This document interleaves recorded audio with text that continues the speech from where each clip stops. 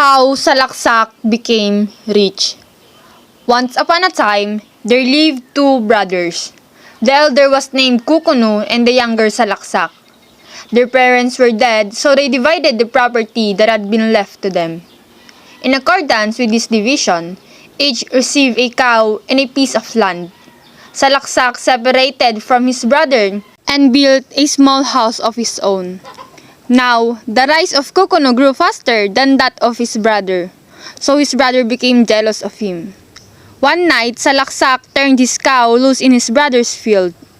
When Kukunu heard of this, he went to his brother and said to him, "If you let your cow come into my field again, I shall whip you." But Salaksak paid no attention to his brother's threat. And again, he let his cow go into the field of Kukunu. At last, his brother grew so impatient that he killed the cow. When Salaksak went to look for his animal, all he found was its skin. As he was ashamed of his deed and afraid of his brother, he dared not accuse him, so he took the skin and put it into a basket. Not long afterwards, several hundred cows passed him along the road. He followed them. While the herdsmen were eating their dinner, Salaksak threw his skin among the cows. Then he went up to the hut where the herdsmen were, and said to the chief of herdsmen, "Friend, it is now a week since I lost my cow, and I am afraid that she has become mixed up with your herd. Please be so kind, therefore, as to count them." The chief immediately went over where the cows were. As he was counting them, Salaksak picked up the skin and shaking his head, he said, "Alas, here is the mark of my cow, and this must be a cow skin. You must pay me 1,000 pesos, or else you shall be imprisoned." My cow was easily worth 1,000 pesos, for when she was alive, she used to drop money every day. In their great fear, the herdsman paid Salaksak the money at once. Salaksak now went home and told his brother of his good fortune.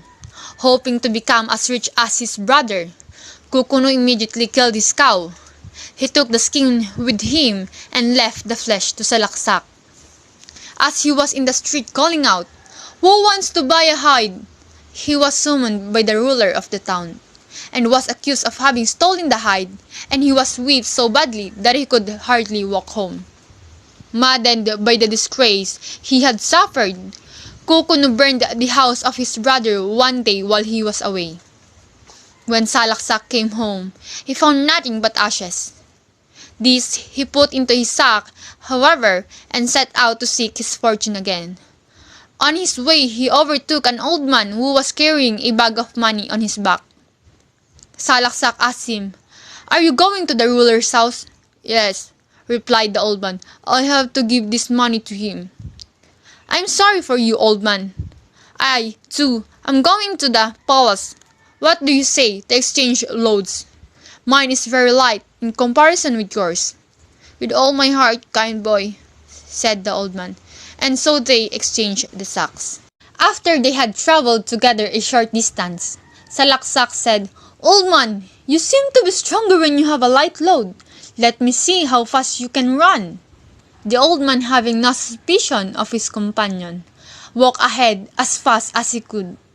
As soon as Salaksak came to a safe place along the road to hide, he deserted his companion.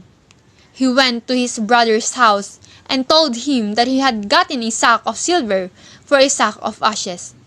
"Why?" said his brother. "My house is bigger than yours. I ought to get 2 sacks of ashes if I burn it. I think that would be a good bargain." So he burned his house too. Then he went through the town crying, "Who wants to buy ashes?" "What a foolish man," said the housewives.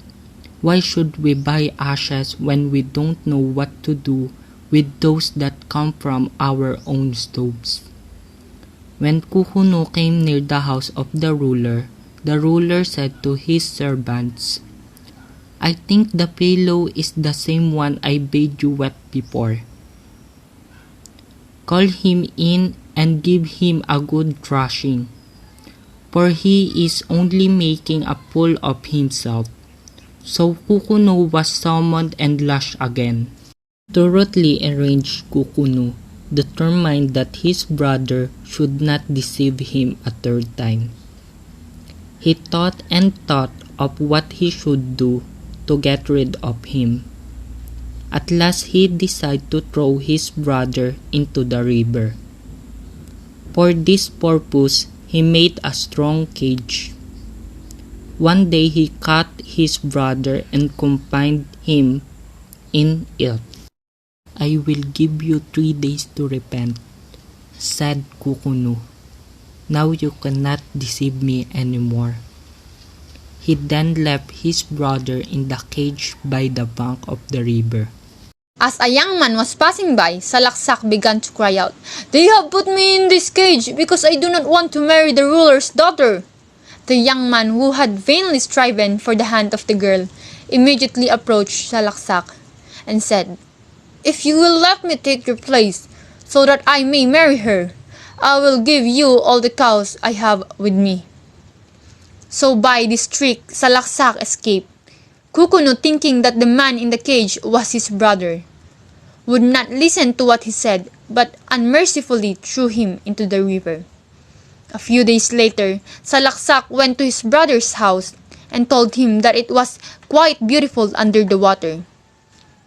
"There," he said, "I saw our father and mother.